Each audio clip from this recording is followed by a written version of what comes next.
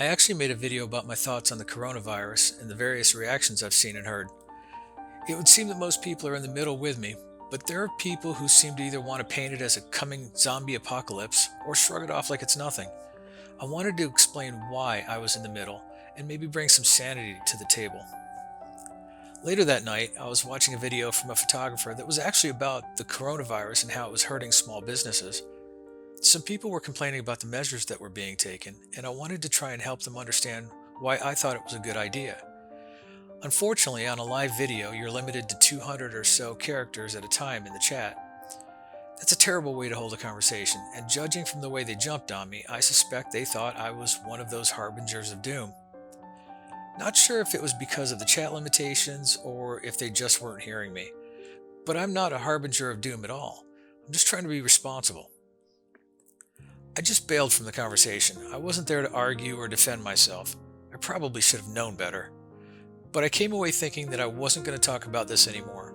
Honestly, I think most people are tired of hearing about it, and many are just stressed. But I needed to do a video, and this was something I still wanted to say. So here it is, my final word on this topic.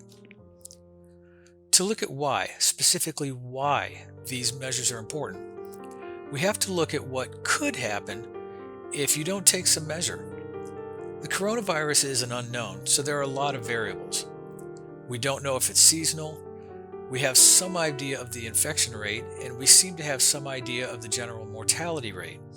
While there are many other coronavirus strains, we know that COVID-19 is not very old, so we have no known natural immunity to this particular strain of the coronavirus. No vaccines yet. We know it's not related to Corona beer because if anything would kill people, it would be Bud Light. People connected with either the World Health Organization and or the CDC have talked about COVID-19 being 10 times more contagious than the normal flu. The Director General of the World Health also put out a guesstimate of 3.4% mortality rate globally.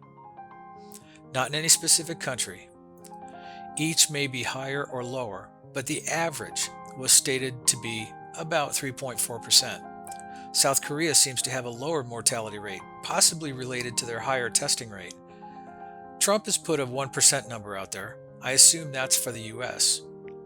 I'm also assuming that's still just a guess. We know that it's particularly dangerous for elderly people and for people with other medical problems and compromised immune systems. I've heard people talk about this like, well, it's only killing off old and weak people.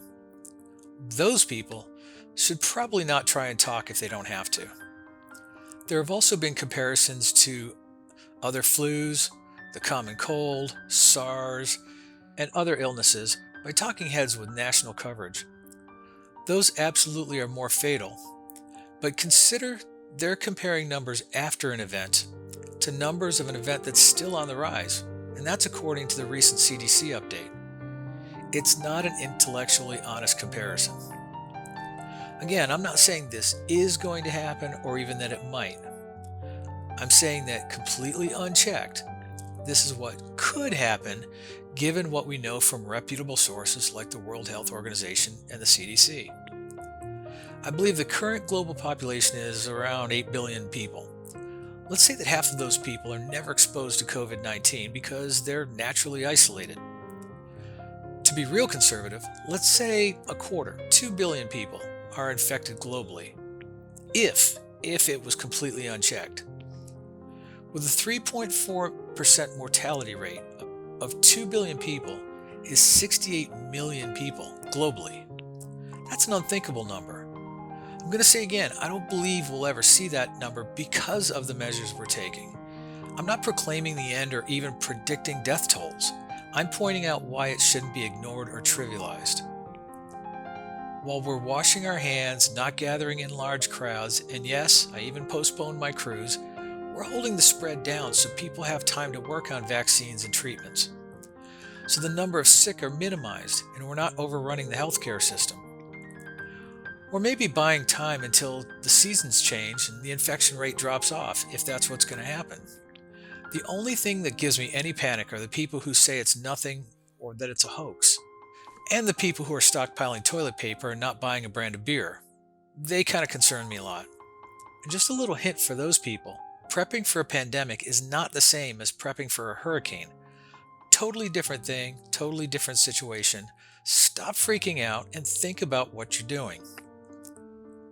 Someone was telling me the other day that they're tired of hearing the media feeding the panic. I can't speak to that. I don't watch the media. But remember, they're all vying for attention, and what the media does or doesn't say doesn't change the facts. I know it sucks for the working people. I have the benefit of mostly working from home, but I've lost a quarter of my already meager retirement, which I was planning on cashing in fairly soon. Still, I think it's going to be okay. We might have to help each other out. It happens when there's not a pandemic, and these things tend to pull us together. I really believe it's going to be okay.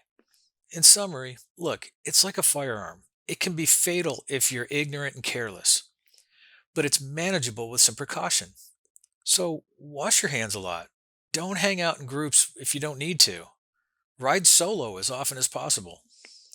Let's do what we got to do and we'll work it out the best we can. Don't we always? Thanks for listening and letting me say what I wanted to say. I won't be talking about it again. I know people are a little burnt out on it. I just had to get this out there. Let's find something else to talk about next week, and I'll see you then. Thanks. Bye.